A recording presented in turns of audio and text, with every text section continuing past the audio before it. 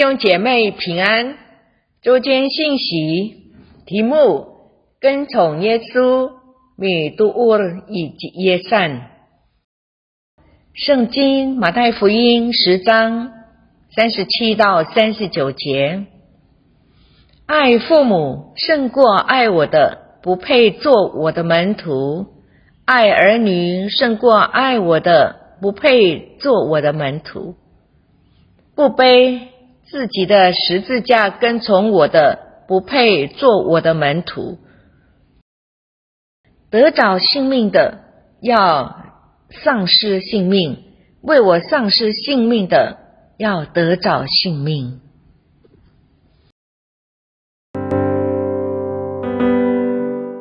当一个人爱父母过于爱主自己，爱子女过于爱主自己，或爱世上任何人事物过于爱主自己时，这样的人不配做主的门徒。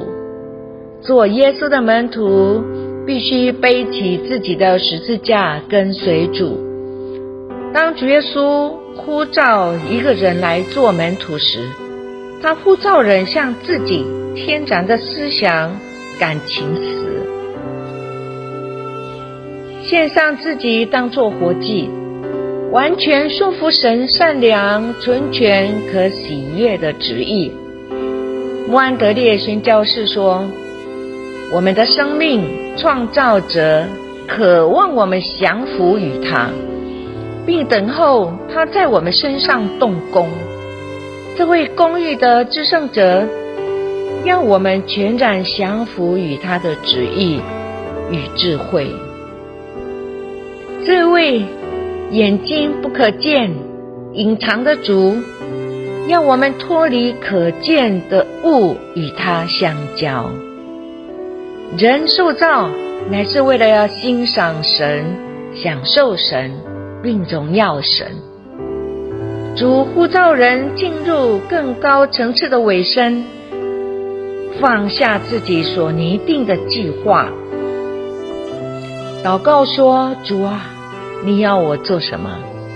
然后主会差遣这个人，赐给他服侍的权柄。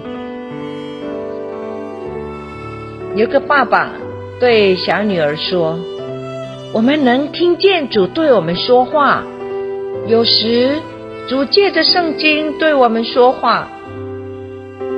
小女孩说，他可从来没跟我说过话，我也从没听过圣经发出声音。弟兄姐妹，一个以自我为中心的人，无法看见神、听见神。只有背十字架向己死，才是完全顺服神。保留自我的生命，凭己意生活的人，将要失丧生命，失丧荣耀与永生。为主失丧生命、顺服主的人，将要得着生命，得着主复活的生命，永远的生命，荣耀的生命，而且成为耶稣的真门徒。阿们。我们一起祷告，感谢上帝的慈爱，借着主耶稣的救恩，使我能走上跟随耶稣的路上。求圣灵坚固我的信心，使我在这条路上喜乐无悔地走下去。奉主耶稣的名祷告，阿们。